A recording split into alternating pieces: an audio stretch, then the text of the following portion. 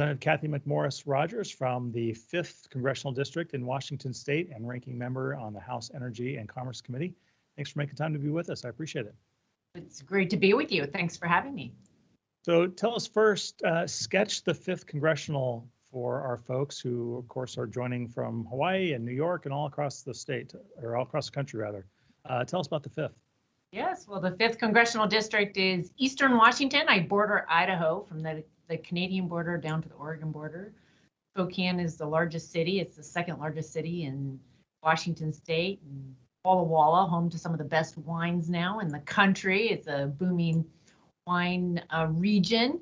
Historically, wheat and Walla Walla sweets, the onions. But it's a district that it's agriculture, timber, but also has a growing tech focus and healthcare. Healthcare sector is one of the largest economic drivers in our region, both in Spokane and then rural health providers throughout Eastern Washington.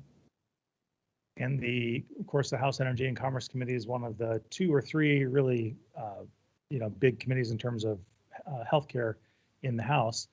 Now that you're ranking member and the lead Republican on the committee, give us a sense of the scope and work ahead on the plate for the committee in 2021 and the things that you guys will be diving into. Yes, I'm super excited to be leading the Republicans on the House Energy and Commerce Committee. It's a committee that has broad jurisdiction. It's been around since 1795, one of the very first committees to be established in the House. And it is, yes, it's on the forefront of the debate around healthcare, both the Affordable Care Act, as well as 21st century cures, prescription drug fees.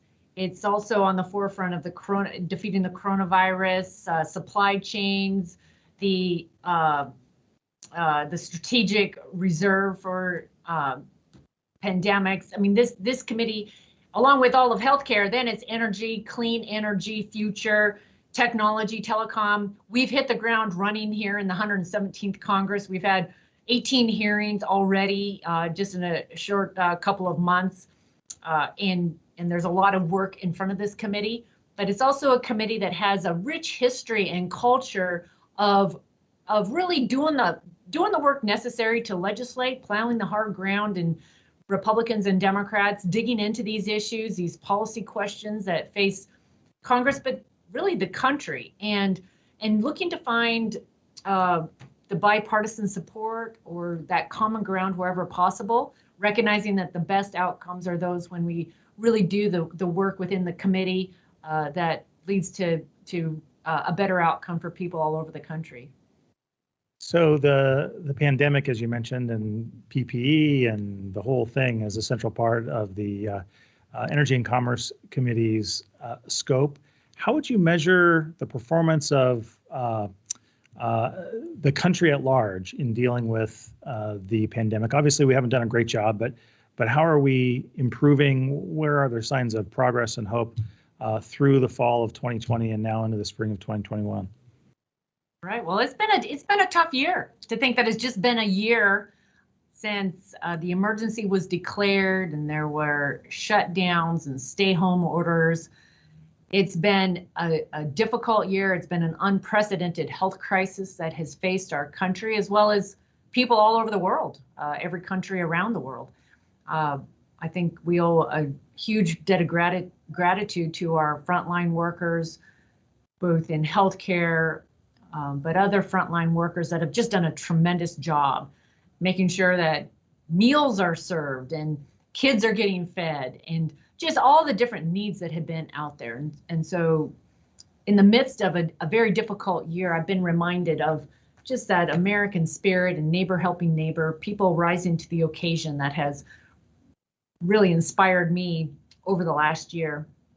As difficult as a year as it has been, is also seen where you think about a year ago, within a number of days, Republicans and Democrats came together and passed the CARES Act, which was really remarkable in how quickly we were able to reach a bipartisan agreement on a COVID relief package that was targeting businesses that had been forced to shut down, our hospitals that were completely having to revamp to prepare for potential spikes in those that were testing positive for COVID-19, the concerns about hospitals being overrun. There was a focus on getting more money for diagnostics, for the contact tracing, for vaccine development. You mentioned the PPEs, all of the needs that came overnight.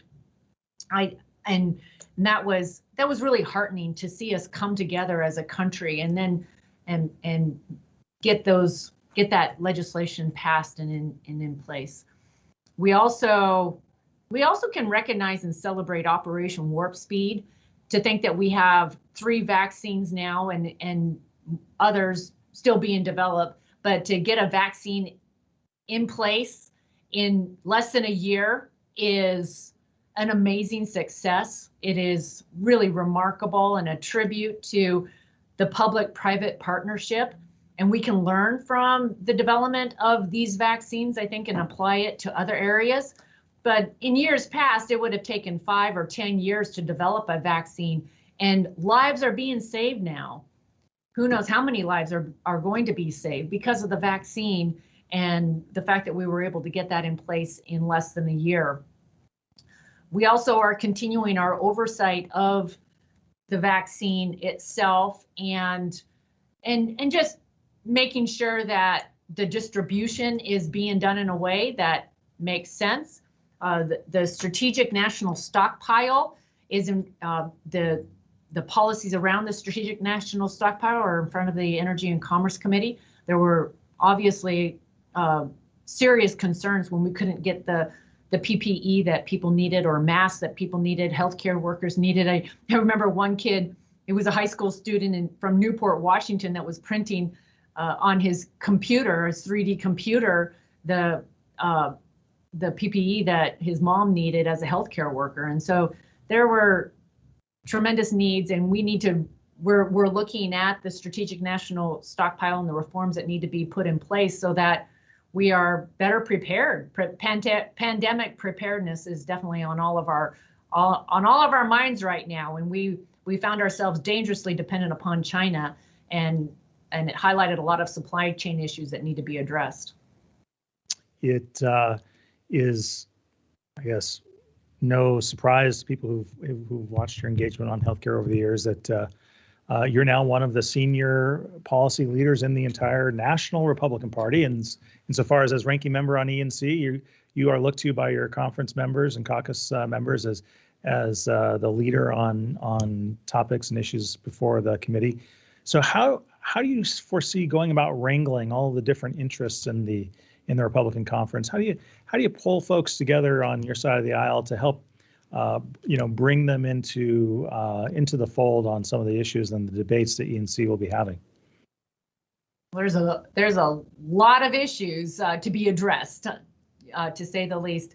I think one area where there's a lot of support and an area where we need to be focusing as a country is on drug innovation and on continuing to focus on 21st century cures, curing diseases, whether it's cancer or Alzheimer's or delaying the onset. We're on the verge of just some amazing breakthroughs. I co-chair the Neuroscience Caucus with Earl Blumenauer out of Portland, Oregon, and we recently had a caucus meeting, and just to hear the researchers talk about what we're on the verge of being able to discover to help people's quality of life as well as improve outcomes.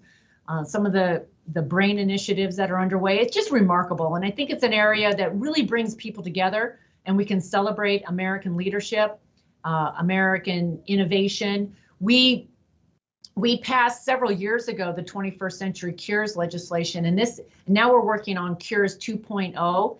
It's being led by Fred Upton, who's former chairman of Energy and Commerce, and Diana DeGette, who is a Democrat out of Colorado, but building and really taking some of the lessons that we learned from Operation Warp Speed and incorporating that into Cures 2.0 so that America continues to lead.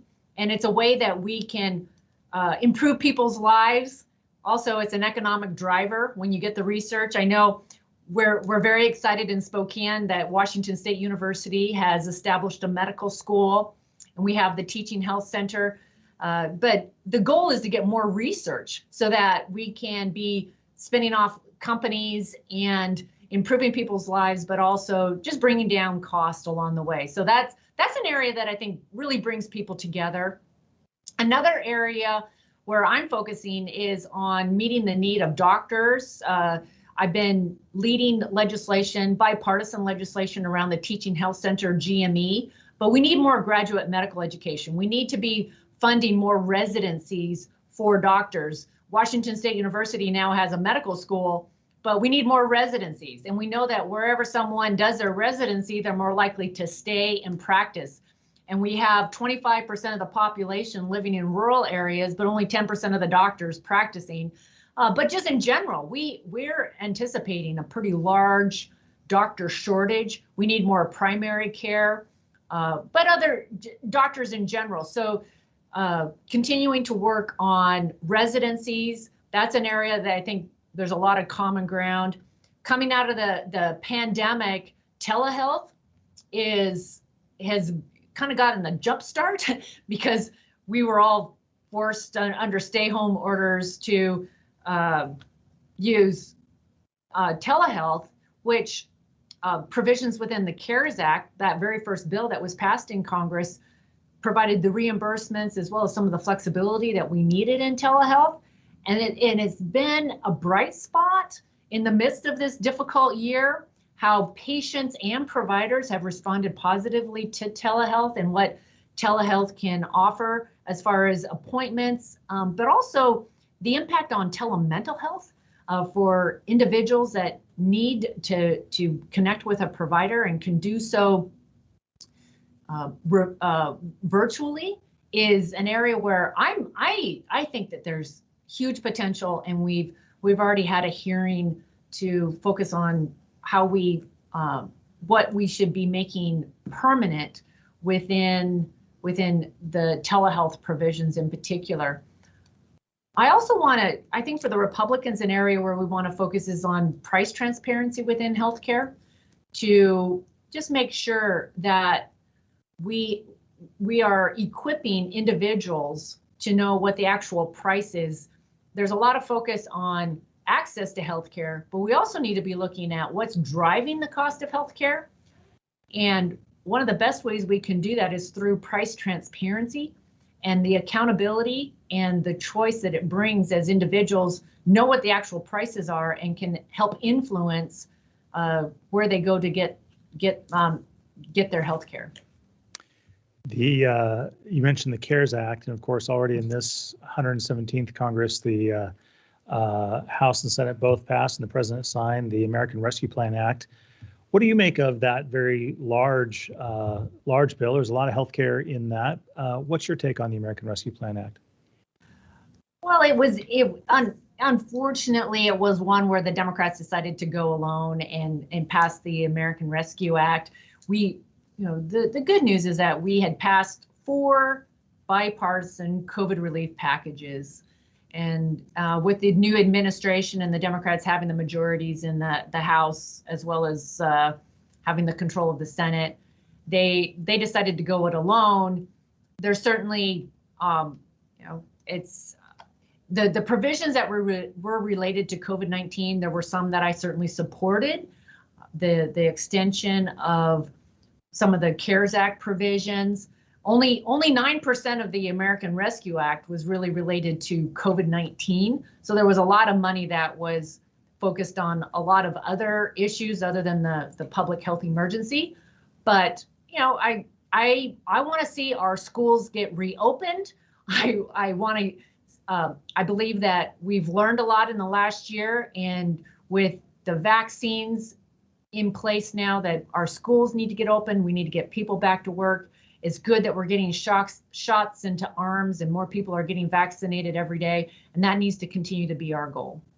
Yeah, certainly in big bills like that, there's always something to like and something to like less than others. How would you sort of characterize the first three months of the Biden administration? Are we in a honeymoon period in Washington, D.C., where folks are trying to collaborate, or to your point, are folks sort of on the other side of the aisle going strong and not, maybe there's less of a honeymoon period. What's it like to try to legislate right now in 2021? Well, I know I was at the inauguration. I heard President Biden talk about unity and wanting to bring people together. I think it's just the reality that the Democrats have the majorities right now and in control of the House and the Senate. And with the new administration, they've been going pretty fast and furious. We're still pretty locked down. So all of our committee hearings, all of our committee markups have been virtual. And I find that is only further breaking down communication, which is unfortunate. I'm anxious for us to be able to get back in person within the Energy and Commerce Committee, where we could have hearings in person and have markups in person so that we can actually talk to each other. We need that as representatives working in Congress. We need to be able to have those conversations in person, and virtual is great. You think 10 years ago, we would not have had Zoom and all the technology that we're utilizing every day today. So it's been really great, but it doesn't get us, there's still something missing. And I feel like it has created a further breakdown of the legislative process. But I am hopeful that we're going to get back to those committee meetings in person. Frank Pallone, who's the chairman of the committee, and I have a good working relationship, and he certainly has said that he wants to find more bipartisan issues that we can work on and come together. I think the majority has an agenda right now that they're focusing on and getting that passed through the House, which I understand. I look forward to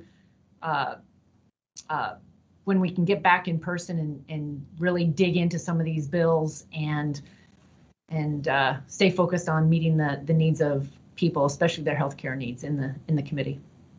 I know we are short on time, so I'll just ask you this last question. Representative Cathy McMorris Rodgers, ranking member on Energy and Commerce Committee in the House. As you look out on 2021, tell us what gives you hope, either about our politics or personally or professionally. What gives you hope as you look forward onto the year?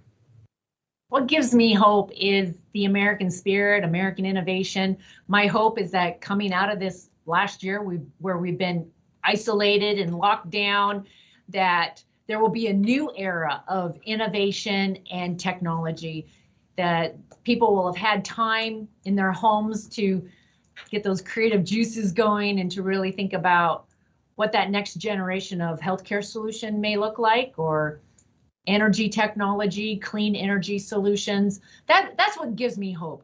I think we're all anxious for more people to get vaccinated so that we can further open up our economy, get people back to work, get our kids back in school. That's going to give us hope. It's just, I think that human interaction and the energy that it creates is going to inspire a new generation of innovation and breakthroughs in our country, and continued American leadership, which has brought hope and opportunity for so many in America. Cathy McMorris Rodgers, representative from Washington's 5th Congressional District and ranking member on the House Energy and Commerce Committee. Ma'am, thanks very much for being with us. I appreciate it. Good to be with you. Thanks for having me.